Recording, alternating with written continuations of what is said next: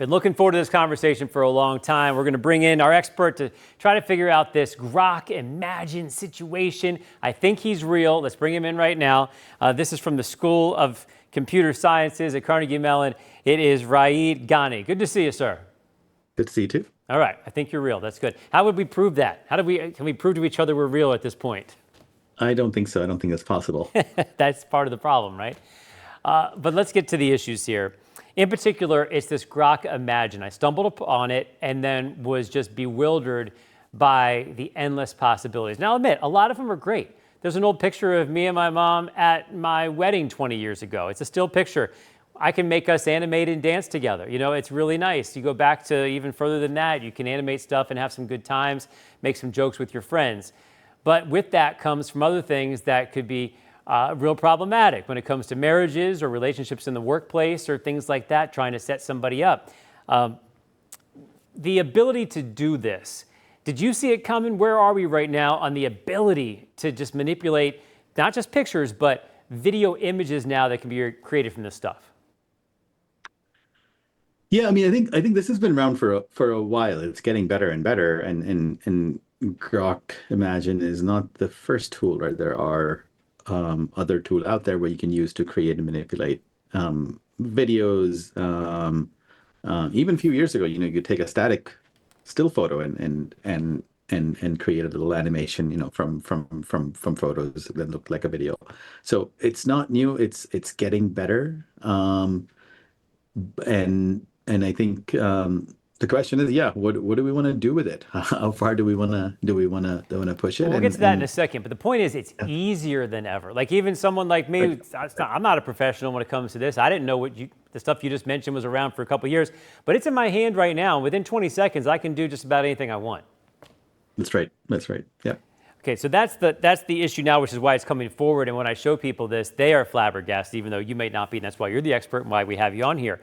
But is there any limitation, either legally or just with the app itself, as to what can and can't be produced?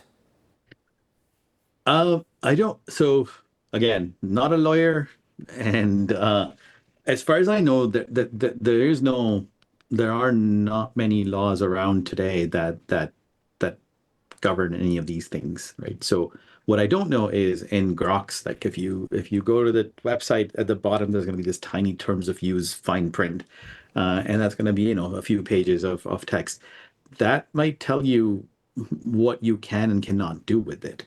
But from a technical perspective, I don't think there are many restrictions built in. And from what I'm seeing, it's by design. It's not as if it's happening accidentally. It's by design, not putting any limits. Yeah, they're big into creative output. They don't want to put limitations on that, and that can lead to just about anything. That's right. Was that a strategy, you think? They wanted to be as open as possible and not put restraints on the creators? I mean, that's what it seems like. A lot of the messaging from them is about exactly that. That's how they're differentiating themselves from other tools out there by not having any guardrails and explicitly having the what they're calling the spicy feature, right? Okay, so when it comes to that part of this, let's say I'm going to get into this and I'm having some fun with this. What would be the warning that you would tell either your students or your friends who are starting to create some of this material when it comes to maybe embarrassing or at the very least questionable situations that never happened, but now you're creating? Yeah, I mean, there's certainly sort of, issues that we can all imagine, people doing it. I mean, today the use case for these technology seems to be entertainment, right? And in my mind, like that's not necessarily the most critical need. Like we have enough entertainment avenues today. We don't need more.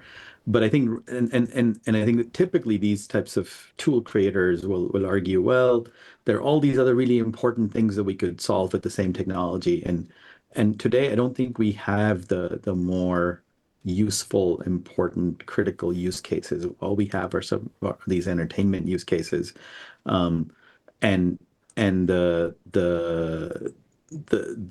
risks today are much higher, right? So I think it was couple of days, maybe a week ago or something, a large number of uh, uh, privacy organizations have been they've filed some requests for investigation against this tool to all the attorneys general, all the 50 states, and the FTC to kind of look at and saying, how these types of tools are encouraging sort of behavior that is criminal, as well as blackmailing, extortion, things like Yeah.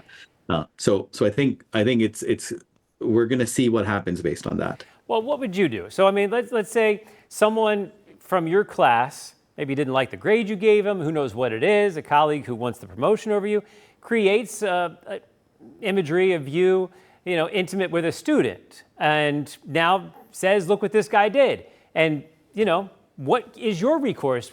Is there a way to find out if it's true or not? Can you dig into this stuff and find out this was real versus fake? What would you do if you're the expert? Yeah, and I mean it's a luckily it's a hypothetical question.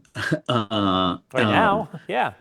Right now, yeah, and I think the challenge with these tools is it's not the only tool, right? So even if there were guardrails built on this tool, or if there were, what people call watermark, which is the kind of inserts a unique signature into this video that lets other people tell that it came from an AI tool, and specifically this AI tool, this doesn't have it. But even if it did, there are enough other tools, as you said, technology is moving really quickly. There are enough other tools that are going to be out there that are free, that are open source, that can be used by anyone without any trace. And so I think that's a losing battle. Tracking and tracing where it came from is something we should do, but that's not going to solve the problem. I think what I would do is I would hope, again, well, one, these things are not, it's not going to be evidence. It's going to be, just like, again, in the old days, you could take an image and manipulate it, and you would use sort of, some image editing tool to do that, or you could fake somebody's voice. I think, as you said, this is much more realistic, and this is much more easier and cheaper and faster. You would have spent a lot more time. And so when something like this is used to create things to either embarrass people or put them in professional trouble, I think the question is, what is due process there? What does the investigation look like? What are we assuming in the beginning before anything? I think those things we haven't figured out yet, right? Because some of these laws and processes are still living in the world when this didn't exist. Right. And as these new tools are coming out, those processes have to change. You can't assume, you can't put somebody on administrative leave while you figure this out. Because again, in the old days when this thing was so much more expensive and harder and less realistic, you could sort of assume that if it's there, it's probably real. There's a chance it's not, but there's a good chance it's real. Now it's almost the opposite, where most likely it's not real. So how does the rest of your process change? How do you investigate these cases? How do you enforce any of this? I think those are things all up in the air, and that's, the technology is changing, but we have to kind of figure out how we regulate it, how we govern it, how we enforce Well, and then there's the flip side. If something is real, now you can easily say it's not. That's not me. I can That's right. recreate that in a second, honey. That wasn't me. I mean, the lines are not just blurred, they're gone. Yeah. And it's just one piece of information, right? So you kind of need to have the context. Where does this person have a history? Okay. Does the other person have a history? Anything that you would have done before, I think it's the same process. Okay. It's just one piece of evidence now. Well, let me get to this. So I asked Grok what questions to ask you, because, that's what we do nowadays. And so we've asked some of those questions already. This is one that's kind of interesting, though. What future developments can we expect for Grok Imagine, such as adding dialogue or videos, improving the realism even more, and what challenges would it be to scale to that level? This is moving fast, at least from my world. What is the next level of this stuff? I mean, all those things seem plausible to me, right? Adding dialogue is actually probably even easier because people have been doing it. We were chatting about, I do a lot of work in voter protection, and a couple of years ago was a robocall that a fake robocall that used Biden's voice to tell people not to vote. And so voice is generally easier, has been easier than video, and now you're sort of putting the two together. And again, as you're saying, as I add modalities, as I add sort of from still photos to videos to dialogue, it makes it seem more and more and more real, and it Yep. makes it harder to detect if they're fake. And as we're talking about, I think detecting fake versus real is not something we're going to be reliably able to do, right? And so it's going to have to be the context and the history and how informed the consumers of these videos are and of these pieces are. That's scary because now you're telling me I got to count on my boss, That's who right. hopefully likes me, to know this. And if you have someone who already has strike one, strike two, you could create strike three, no problem. I want to jump to That's this right. instead.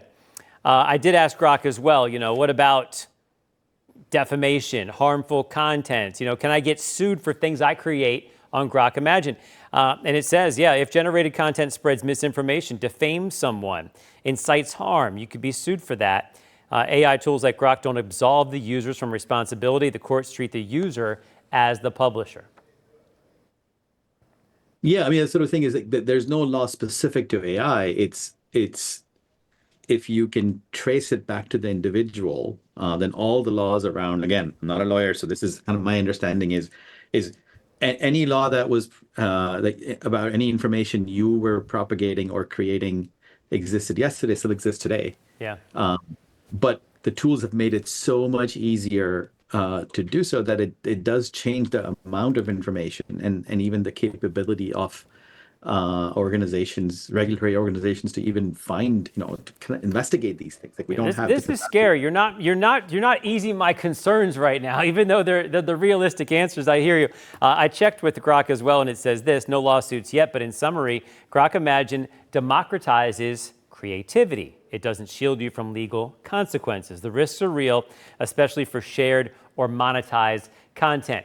Maybe that's the easiest way to think of this right now. If you're just goofing around with your friends, that's one thing. Once you share that and put it out in public, you've exposed yourself to at least some sort of recourse. And especially if it's on your site or your page, you're obviously the creator, or at least the one sharing that material. Is that at least a base level of where we can say you could get in trouble? I mean, I think it's very easy for the tool creator to sort of say, hey, I'm just putting this tool out. You can do whatever you want with it. If you do bad things, you are responsible. If you do good things, we'll say it was because of Grok. So you take credit for how cool it is, but you don't get credit for all the bad things that can happen. I think that doesn't seem right, right? So for me, that what's the tool creators have a responsibility. Their goal is not just to create a tool. Their goal is to make sure that warn people. So let's say you ask, hey, I want an image of this person, doing this activity with this other person. These tools are smart enough to know what you're trying to do, and at a minimum, they could give a warning saying, hey, it looks like you're trying to do this. Um, it might not be legal. It might have these issues. You're going to be responsible. So this is fine. Reading is probably fine print somewhere 20 levels down that nobody reads. Yeah. Instead, if you really actually believed in warning people and stopping them from doing it, if it's not, if it's not ethically correct or legally correct, then you would intercept them in the middle of this interaction and say, hey, are you sure you want to do this? Can you click here and say, I have read all this stuff and That's a I'm great doing point. it even though, and that's what's gonna happen is gonna slow people down. It's gonna probably make them a little annoyed. But that's a pretty small cost for me to kind of put some of these guardrails. Now, instead, what they're doing is making it even easier by saying, you wanted an innocent looking image? I'll give you even better. I'll give you a spicy feature, right? And so they're kind of going in the opposite direction. So I think that's very intentional. And it's not that hard to kind of go in the other direction and warn people and say these things that they're giving you in as an answer in the middle of that interaction.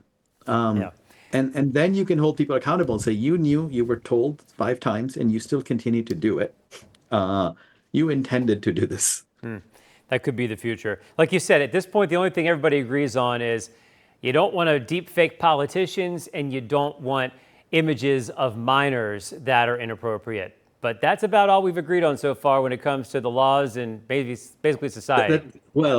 That's about how politicians have agreed on, not us, because you know we're not voting on this. The politicians are voting on these bills. Well, the us also involves a lot of people, that like this stuff, that hate this stuff, are victims of this stuff.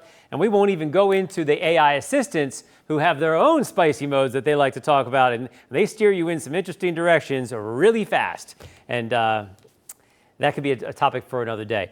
Hey, I appreciate you. And as this stuff moves forward, we'll probably catch back up with you again. Good to see you. Sounds good. Yep, you too. Thanks a lot. Okay, bye.